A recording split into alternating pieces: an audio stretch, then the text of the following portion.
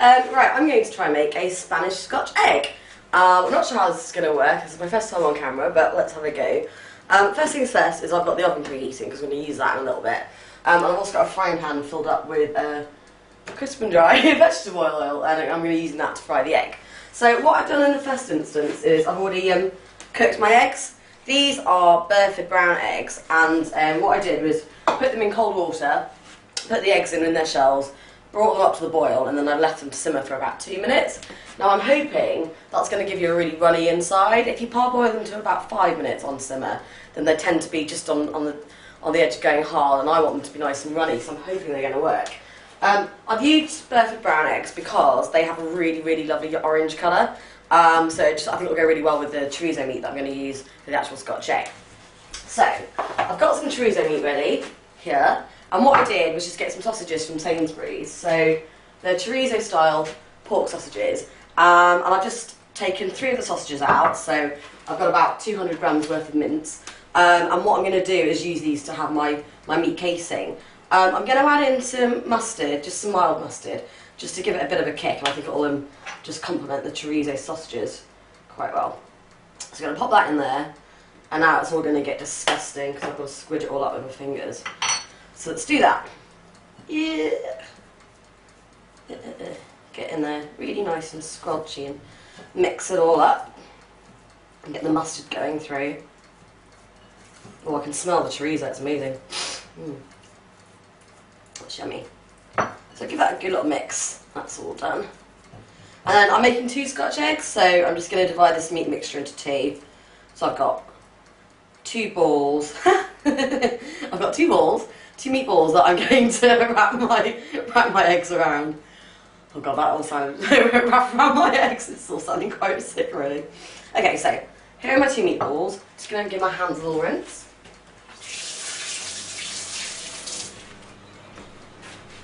Right, now, to make the Scotch eggs, what we need to do, I'm just going to get my oil going, because that should hopefully be heated by the time we need to cook the fried Scotch eggs. And what I'm going to do is get 2 bits of cling film. I'll buy that.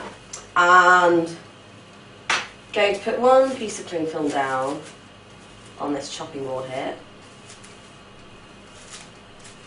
And chuck some flour on it. And then I'm going to put 1 of these balls that I've got and pat that down on there as well. And then I'm going to get a bit more flour, put that over this. And then I've got another square bit of cling film. Here. And I'm going to put that over the top. And what we're going to do is make our meat casing for the eggs. So, I'm going to start bashing.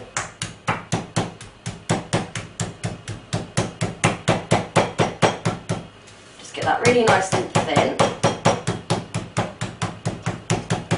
This is well therapeutic. Nice and thin.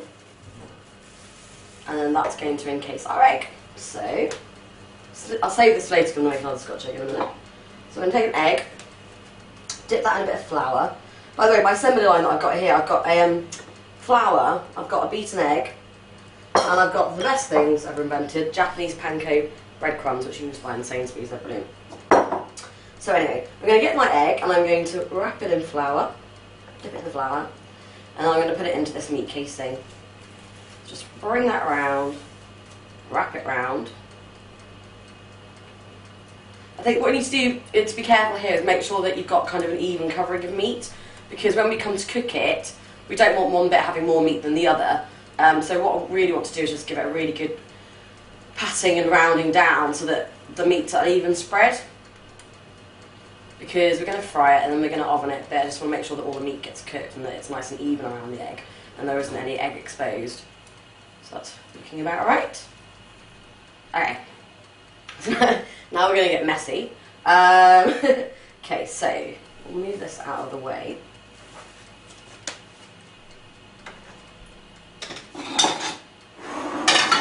For a later Scotch egg, and then I'll get my assembly line ready. So I've got oil, excuse me, I've got flour, and I was looking at the oil, a beaten egg, and I've got panko breadcrumbs. So first of all, it's going to go into flour, so a nice even coating of flour.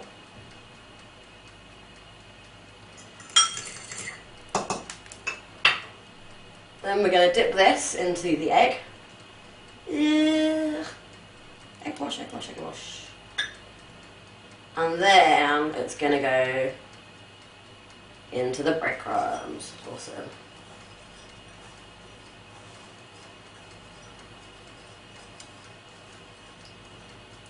Now, as lovely as that looks, we're actually going to double dip it. We're going to put it back in the egg now because we want to pick up some more breadcrumbs, get it really, really crunchy. So it's gone back into the egg wash. And one more time, it's going to go into the breadcrumbs and get a really nice coating of breadcrumbs all over this egg.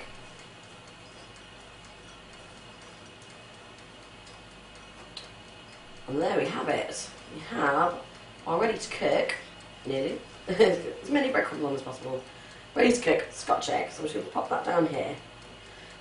What we need to do is make sure the oil's hot. We need it at about 170 degrees, and we can tell that just by dropping a breadcrumb in it. So I'm just going to drop a breadcrumb into the oil here. That's not going brown yet, so I'm going to leave it for a minute to warm up, and when I come back, we'll fry our eggs. Right, we're now ready to fry our egg, which is here. So I've got my oil up to 170, it just means that when I put a breadcrumb in, it's just sizzling away nicely, it's not burning. I've turned my heat down to a bit of a simmer just to keep the temperature okay. And we're going to pop our egg in. So here we go. Ah, nice little frazzle noise. And basically what we want to do is cook that for about 5 minutes, but we're going to make sure it goes to a nice golden brown colour. And then we'll do that, leave it there for about a minute, and then we'll just keep turning it around for another 4 minutes until it's lovely golden brown colour all over. And then we're going to chuck it in the oven to finish off. Right, so eggs nearly done now. You can see it's sort of brown all over. And we're going to just turn the heat off, pull it out, and just pop it on a piece of draining paper to drain. Now you can see it's a bit of a strange shaped egg, and that's because I don't have a deep fat fryer. If I did have the deep fat fryer in my house, I'd obviously have used that, but the downside would be if I had a deep fat fryer in my house, I'd also be 20 stone. Therefore, I'm shallow frying. Right, excuse me, get a baking tray out. And we're just going to pop our little egg on this baking tray here, and then pop that into the oven for another 5 minutes. For 5 minutes, just to finish off the cooking, and then we'll be ready to eat it.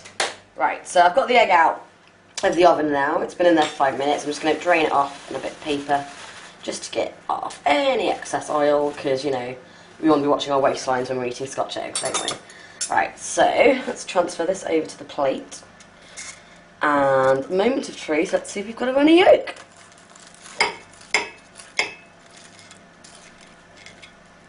Oh, it's slightly runny. Oh wow, look at the chorizo meat, that looks gorgeous.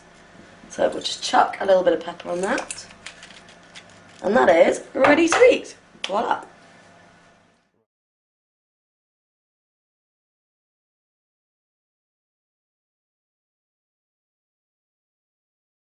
I hope you enjoyed watching me make Scotch eggs, and tune in for more Lavanya playing with meat sessions. The end.